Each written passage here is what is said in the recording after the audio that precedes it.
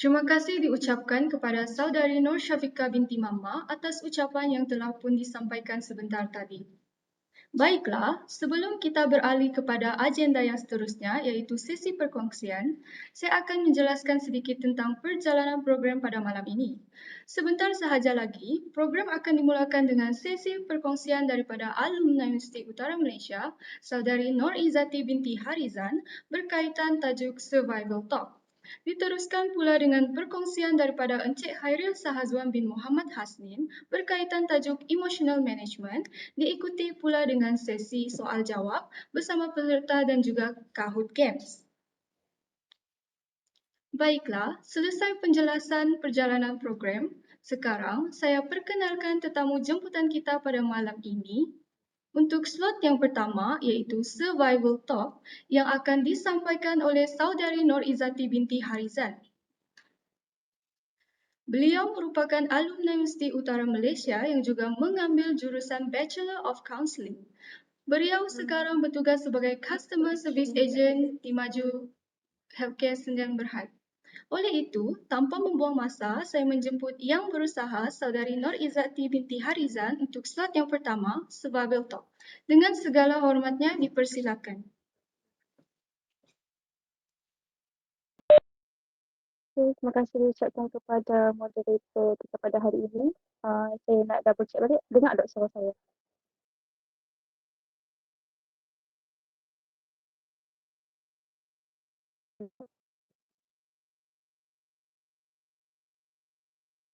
Okey. Dengar kot tau. Ada moderator boleh respon tak? Ada sama ada suara saya clear atau tak? Clear. Okey. Sebelum terima kasihlah diucapkan kepada kalau tak silap kurikulum pembangunan masyarakat kumpulan Bidang Studi untuk dijemput saya pada malam ini untuk berkongsilah sedikit pengalaman yang cakap apa? Susahlah untuk kita dapat. Itu pembelajaran berkaitan pembelajaran belajar secara atas talian di pasca pandemik ataupun pasca pandemik. Okey, sebelum tu seperti yang diwar-warkan nama saya Nur Izzati binti Harizan.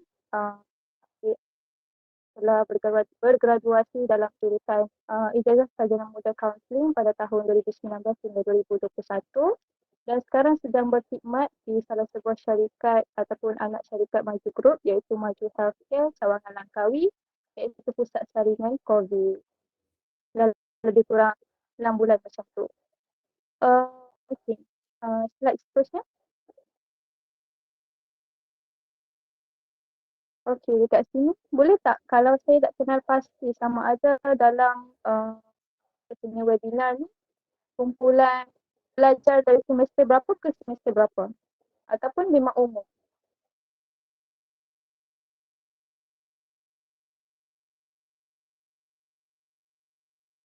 Semester 4,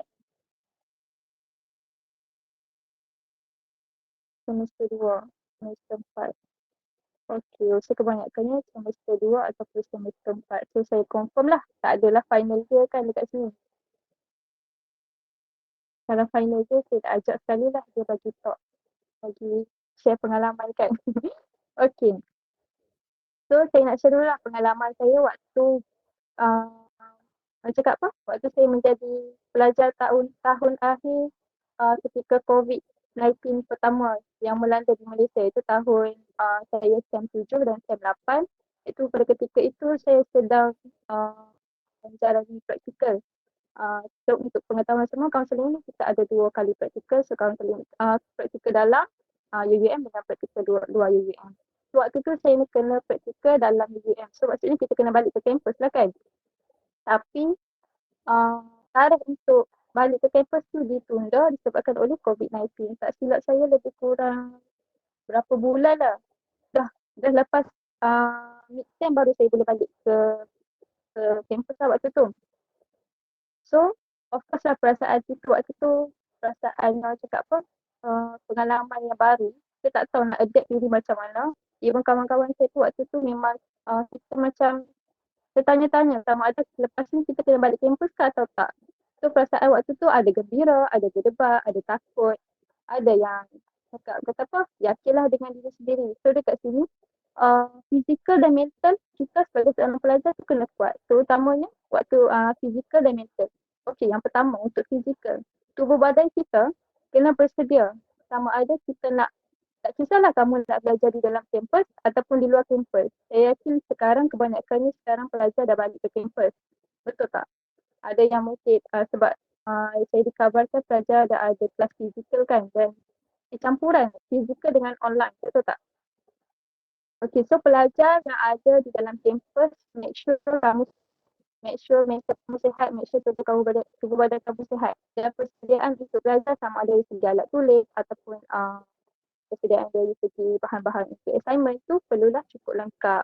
So jangan risau sebab dalam UUM kita ada banyak facilities ataupun orang cakap pada kebajikan yang boleh menyediakan apa yang kita pelajari tak cukup. So dari segi mental, okey, dari segi mental iaitu emosi dan dalaman. Okey, emosi nanti Cik Khairul akan terangkan macam mana kita kena jaga emosi kita sebagai seorang student.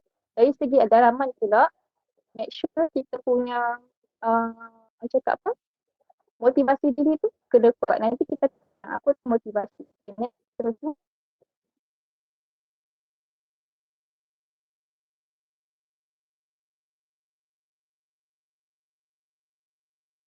Slide seterusnya. Okey, motivasi dalam diri dan motivasi luar diri.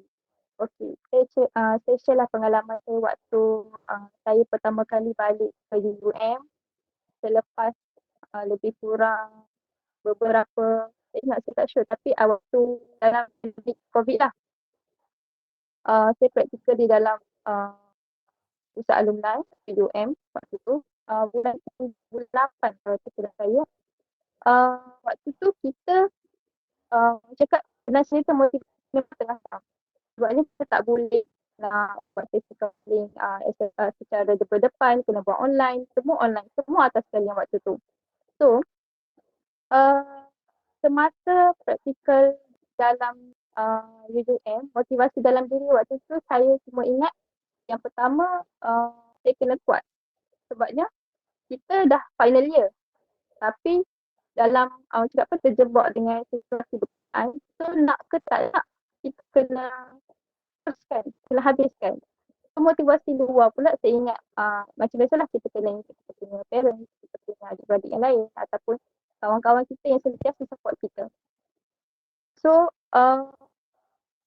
tu memang cakap apa, kawan-kawan lah banyak bagi nasihat, banyak bagi dorong, kita orang banyak waktu tu banyak berbincang atas talian walaupun kita tak jumpa, tapi kebanyakan kita setiap minggu kan kita akan ada perjumpaan untuk share masalah apa yang kita tengah hadapi waktu tu. Contohlah macam kita ada kes klien-klien yang kita tak dapat nak selesaikan. So as a friend kita tolong dia ataupun kalau kawan-kawan sendiri tak boleh tolong, kita akan minta tolong dengan kita punya pensyarah. Okay. Yang seterusnya.